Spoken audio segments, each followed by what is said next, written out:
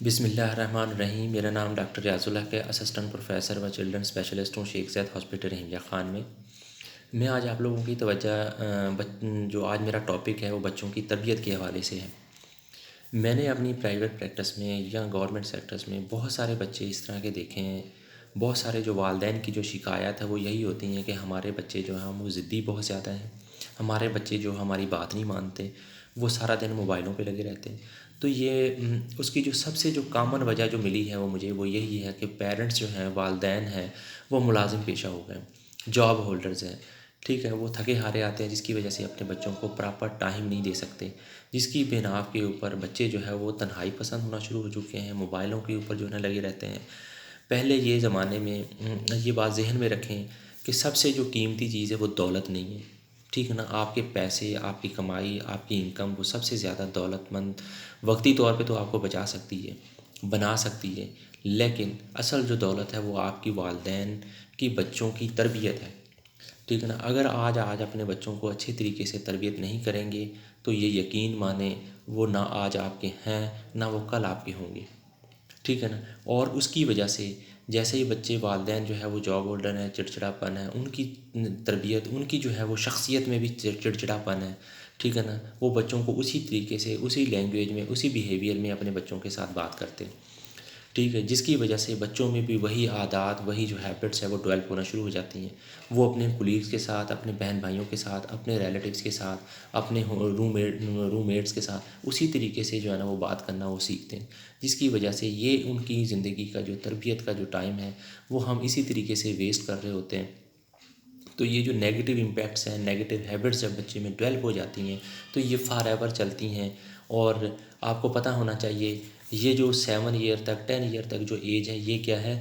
ایبزاربٹیو age ہے، چیزوں کو ایبزارب کر رہی ہوتی ہے، بچے اس چیزوں سے سیکھ رہے ہوتے ہیں، اس چیزوں کے اوپر ایکٹیو لرننگ نہیں ہوتی بلکہ یہ پیسیو لرننگ ہے جو بچے اپنے والدین سے، اپنے ماحول سے، اپنے ریلیٹیو سے، اپنے رشتہ داروں سے سیکھتے ہیں۔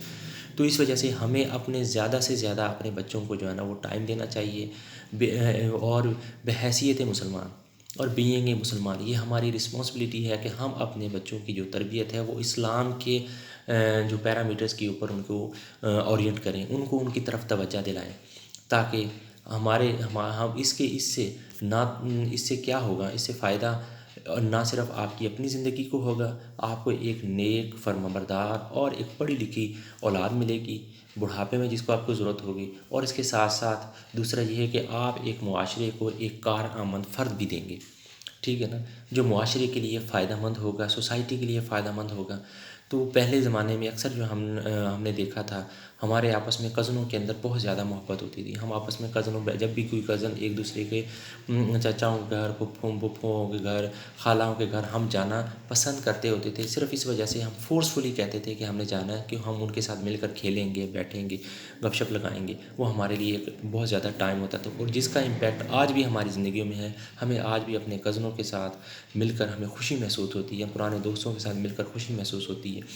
لیکن آج کل کی جو جنریشن ہے وہ سب سے زیادہ وہ اوائڈ کرتی ہے، آپس میں کزن ملتے بھی ہیں تو وہ ایک کونے میں وہ موبائل لے کے بیٹھا ہوا ہے، ایک دوسرے کونے میں وہ دوسرا موبائل لے کے بیٹھا ہوا ہے۔ وہ موبائلوں کی اگر کوئی ہلکی پھلکی بات ہو بھی جاتی ہے تو وہ کیا ہوتی ہے؟ موبائلوں کے اوپر بات ہوتی ہے، موبائلس کے ٹاپک کی بات ہو گئی، یا کسی جو ہے نا وہ ڈرامے کے اوپر بات ہو گئی، کسی ویڈیو جو ہے نا گیمز کے اوپر بات ہوگی بس۔ لیکن وہ اس طریقے سے آپ اپنے معاشرے کو ایک کارآمد فرد نہیں دے رہے، یہ بات یاد رکھیں میری، ٹھیک ہے۔